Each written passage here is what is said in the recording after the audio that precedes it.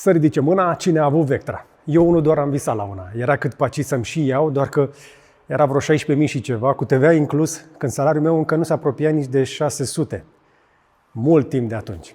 Însă sute de mii, dacă nu milioane, au avut o Vectra, o Astra sau poate o Insignia mai încoace. Și SH sunt încă mașini decente, mai ales alea cu DTI, motor de Isuzu, n-are moarte. Opel sunt mașini cinstite, în care întotdeauna s-a stat bine, care nu se strică prea des, care te duc însă în concediu, fără stres, nu faci performanță cu ele. Deși am cunoscut prieteni care aveau așa ceva și de performanță, dar Opel a dispărut de pe radarul celor mai mulți dintre noi de multă vreme. Și acum vine cu chestia asta. Așadar, bine ați venit la primul meu test cu un Opel după un deceniu. Și dăm câteva minute să spun dacă acest Grandland, ca așa se numește, readuce ceva din ADN-ul ăla de confort pe care Opel l-a avut cu Vectra și Insignia, sau poate e doar încă un SUV banal pe platformă de la Stellantis. Spoiler alert, e un pic. Dar ce avem aici? Avem o generație complet nouă. Mașina asta e fabricată în Franța și Germania pe o platformă numită STLA Medium. E aceeași pe care ai mai văzut, spre exemplu, Peugeot 3008. Sunt cam aceeași mașină, dar un pic diferită. Pentru asta există și versiune pur electrică cu până la 700 de km autonomie. Dar eu l-am testat pe ăla pe care cred că o să-l cumpere cei mai mulți care încă nu sunt pregătiți de electrificare. Și fii atent, 1.2 turbo, mild hybrid, 136 de căluți. Și testul ăsta nu e sponsorizat. Mașina asta e împrumutată, dar opiniile sunt ale mele și s-ar putea să se surprindă că sunt un pic diferite față de ce am mai citit pe internet. Și hai să începem cu exteriorul. Grandlandul ăsta e o mașină mare, a crescut prea mult din punctul meu de vedere. 4,65 m lungime, cu 17 cm mai lung decât generația anterioară. Are 1,90 m înălțime și ampatamentul se duce la 2 metri, aproape 80. Și știi ce mi-a plăcut? Că mașina asta nu urlă după atenție. Uite-te la ea. Prin comparație, Tucsonul e mai agresiv, 3008-ul futurist, Tiguanul e corporate. Grandland e elegant și destul de discret. Cam cum era Vectra. O să mă întorc la Vectra.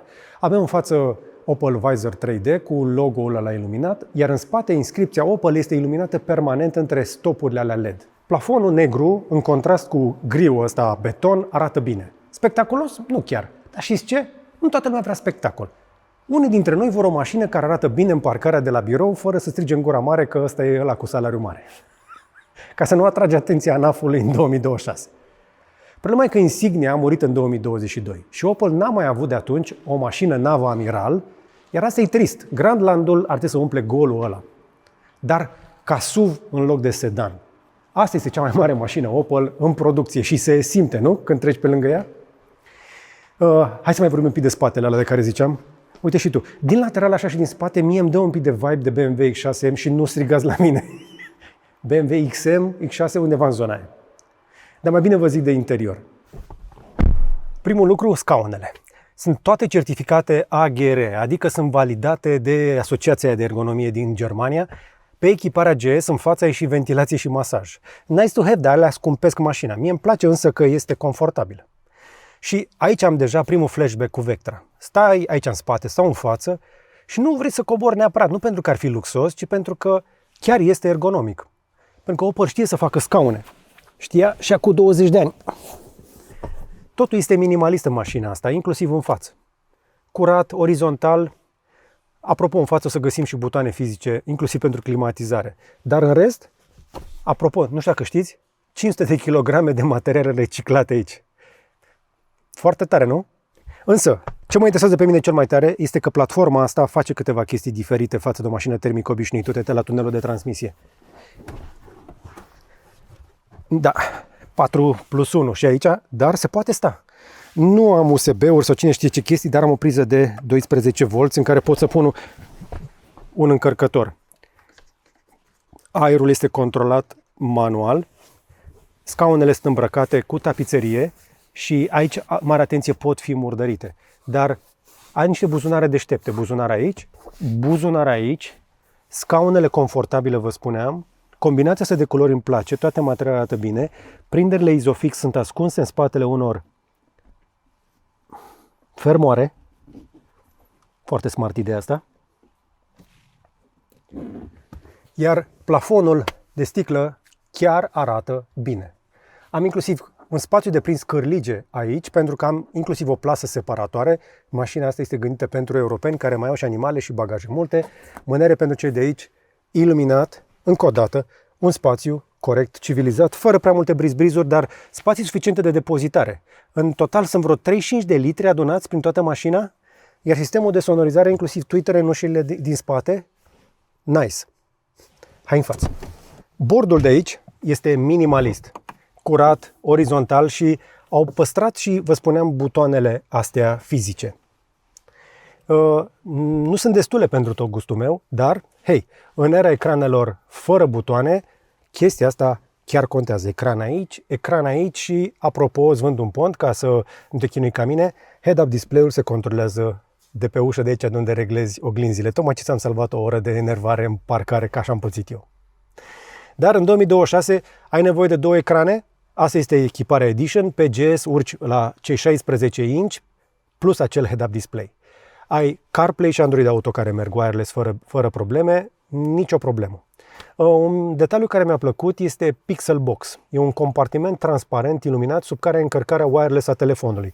Adică chestia asta de plexi, în spatele căreia poți să spui telefonul la încărcat aici și se vede o lumină care se aprinde atunci când telefonul se încarcă. Sper să nu se zgârie prea tare în timp, că este un plexi. Ziceam că ai spații de depozitare peste tot. Uite cât de mare poate să fie bordul, dar uite-te cât spațiu ai în uși. Mai există spații inteligente de depozitare aici și chestiile astea pot fi șmecherite, uite așa, pentru 2 cup holdere sau aici, spre exemplu, clar că o să spui telefonul, iar aici în cotieră, de asemenea, spațiu mai mult decât suficient, inclusiv o tăviță din asta deșteaptă. Multă atenție la detalii, plus un spațiu aici și 2 USB-uri pentru încărcarea wireless de care vă spuneam, frumos, elegant, curat. Și o priză aici. Ai mai găsit o priză? Foarte tare. O mențiune importantă e pentru cât de înaltă poate să fie mașina. Asta e un motiv pentru care poate vrei să-ți iei Grandland, că poate ești tu grand. Adică, cred că poate să încap aici și un om de 1,90 m, fără probleme. Scaunul poate fi coborât. Îmi place că este la manetă. Nu ți morți să fie electric, pentru că o să reglezi o singură dată. Nu? Plătești mai mult și îngreunezi mașina. Și despre asta o să vorbim un pic mai încolo. Dar aici, spre exemplu, am inclusiv iluminatul ăsta foarte bun cu LED-uri. Toate controlele pentru trapă, buton de SOS și de asistență, spațiu pentru ochelarii de soare și microfon aici și încă un microfon aici, astfel încât cei din mașină să se audă bine când îi sun pe bunici. Nu? Iar scaunele astea, încă o dată, suntem pe nivelul de echipare GS, dar scaunele astea confortabile le vei regăsi pe toate mașinile Opel. Insist pe chestia asta. Arată ca niște scaune de buget, dar sunt mult mai confortabile decât par. Și asta a fost întotdeauna cazul la Opel. Partea de confort în scaunele lor este de acum legendară. Să vorbim de portbagaj. Nice. Portbagaj. Aproape jumătate de metru cub, de fapt 550 de litri, cu bancheta rabatată, care apropo e fracționată 40, 20, 40, poți să bagi enorm. Mai mult decât suficient pentru orice familie și mai este inclusiv aici de desubt încă destul spațiu. Era să uit o geantă cu haine care trebuie adusă la curățătorie. Cred că multă lume pățește în mașini de felul ăsta. Și tot ce vezi aici este făcut cu jumătate de tonă de materiale reciclate. Încă o dată mi se pare foarte tare, pentru că plușurile astea arată de bună calitate. Nu este nimic ieftin aici. Acum, nu știu dacă ar trebui să vă spun neapărat chestia asta, am folosit o folie, dar eu am dat jos și tava asta, am rabatat și scaunele și am umplut mașina cu saci de pământ de grădină și de scoarță. Deci, mașina asta poate să aducă și așa ceva. Acum, prin comparație, interiorul lui 3008, după tot ce ai văzut, s-ar putea să ți se pară mai spectaculos. Da? Tot cu cockpit-ul ăla futurist. Dar Grandland-ul ăsta e un pic mai clasic. După cum ai văzut, e ergonomic și mie mi se pare mai prietenos la utilizare de zi cu zi. Depinde pentru fiecare ce preferă. Cam asta este mașina însă la exterior. Dar mai bine ieșim să o conducem, pentru că acolo începe conversația importantă, unde s-ar putea unii dintre voi să se streseze. Uite cheia. Sub capotă avem un motoraj destul de mic, pe care o să-l auzi acum. Să apeși un pic mai convingător. 3 cilindri turbo, cu asistență mild hybrid la 48 de volți, 136 de cai total, 230 de Newton cuplu, cutie robotizată, pe 6 trepte, tracțiune față. Și asta este ok. Înainte să zici că e prea puțin, hai să vorbim un pic de greutate. Mașina asta, așa cum o vezi, are o tonă 600. Cele mai multe mașini în segmentul ăsta sunt mai grele cu cel puțin 100 de kg. Grandland are 1600 de kilograme, cam cât avea un sedan mai de Doamne ajută până zilele trecute. Au vrut să ducă chestia asta la nivel de SUV. Sportage are aproape o tonă 800, Tiguanul la fel, Tesla Model Y, cea mai ușoară, are o tonă 900, se duce spre 2 tone.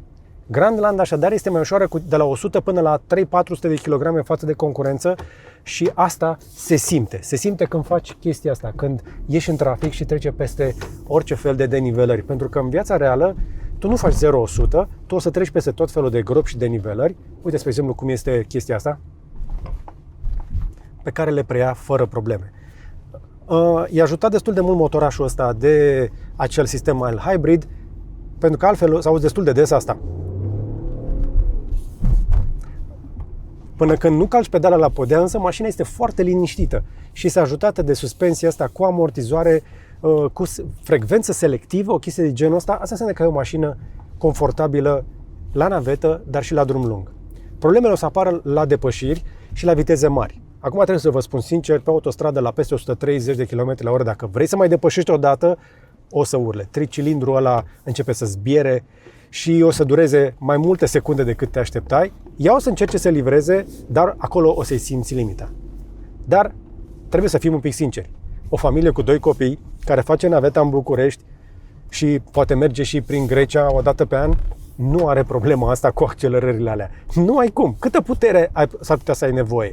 136 de cai, pare puțin astăzi, dar 136 de cai era teritoriul de mașini scumpe acum 20 de ani când îmi căutam eu. Deci cu suspensia asta, pe drumuri de genul ăsta, eu cred că e mai mult decât suficient. Ba mai mult decât atât. La o tonă 600, chiar și cu tracțiune față, eu am alergat-o inclusiv pe drumuri proaste prin autopeni, pe acolo pe la mine pe câmp și n-am nimic ce să-i reproșez. Chiar peste așteptările mele. Dacă ai așteptări însă de viteză, de circuit și chestii de genul ăsta, evident nu e mașina pentru tine, dar în rest, pentru oameni normali, hai să vorbim despre ce contează cu adevărat, despre consumuri. Eu am scos din mașina asta consum de 7.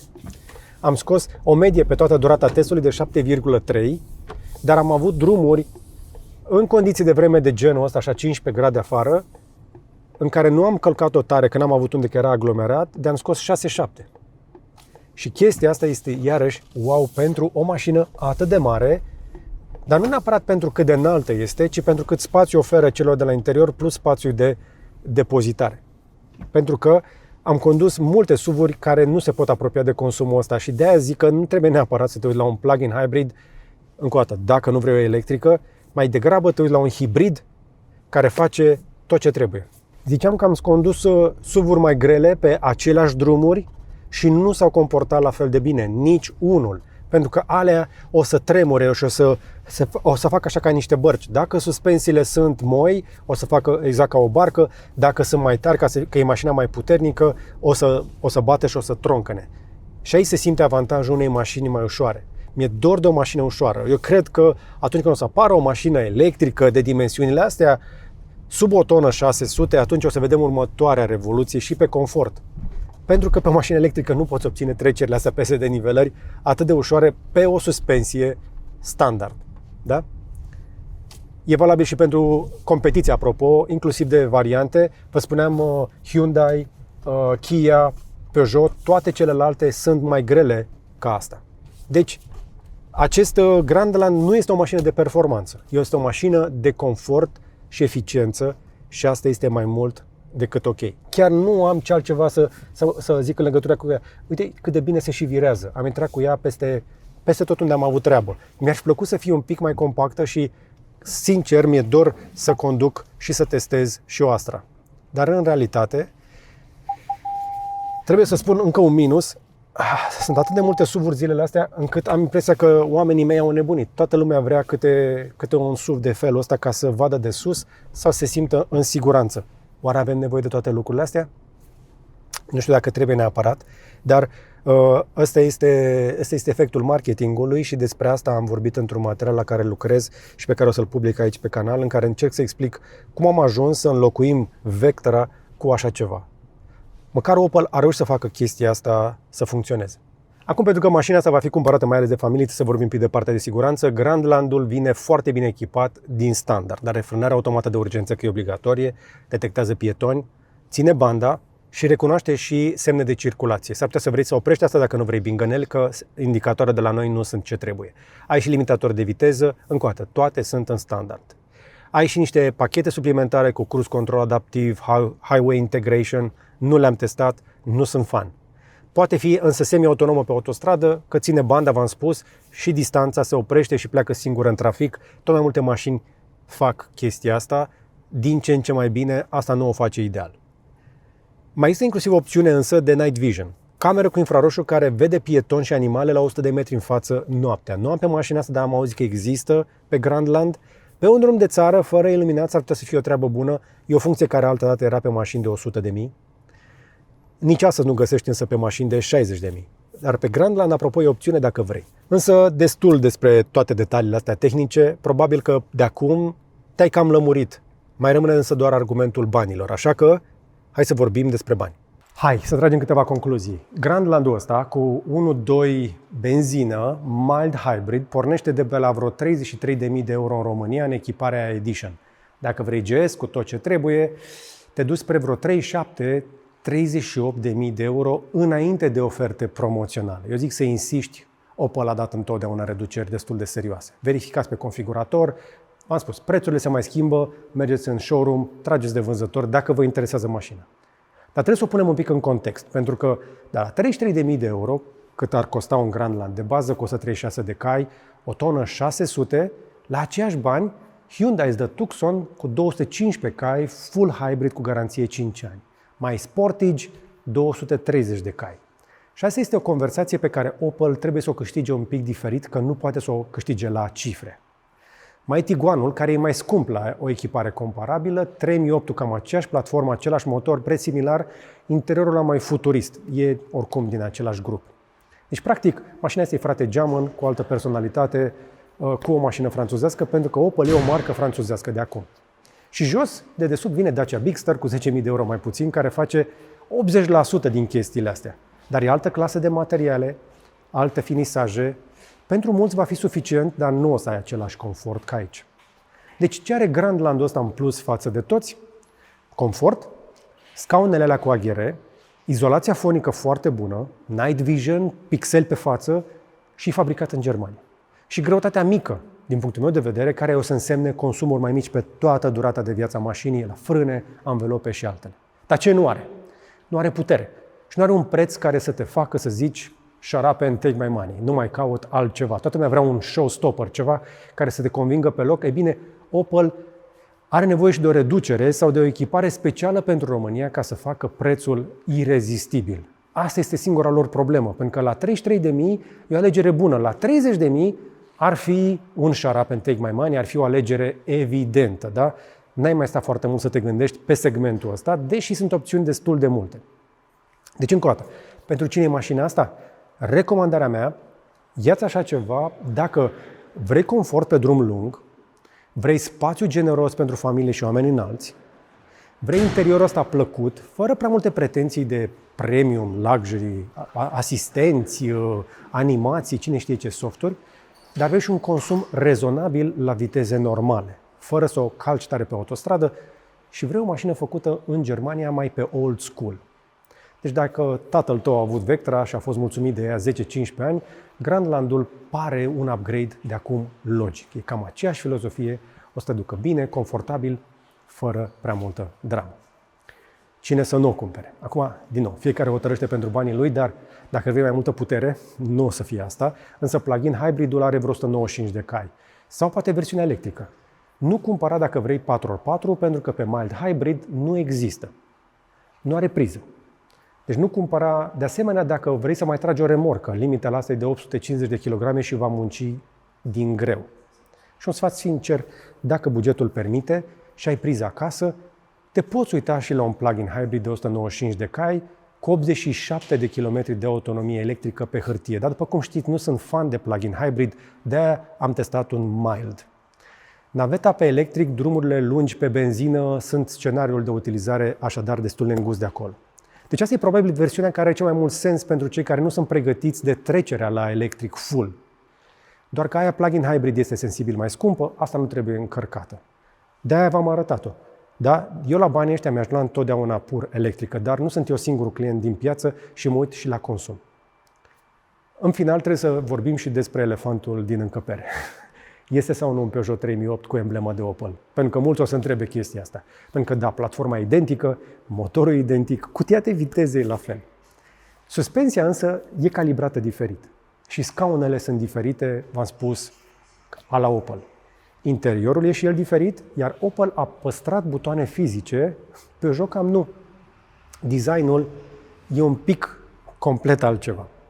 E cumva ca diferența între Skoda Octavia și Volkswagen Golf.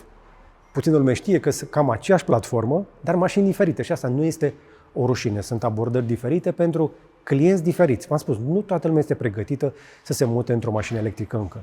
Opel a fost mereu un brand rațional, nu sexy, nu scump, ci ăla care încearcă să-ți dea valoare la banii pe care îi cere. Vectra era așa. Astra a fost întotdeauna asta. Iar Grandlandul încearcă să fie chestia asta. Nu știu cât de mult o să reușească. Numai dacă prețul nu coboară, raționalitatea dispare. Și atunci rămâi cu un Peugeot 3008, încă o dată, cu alt logo în față.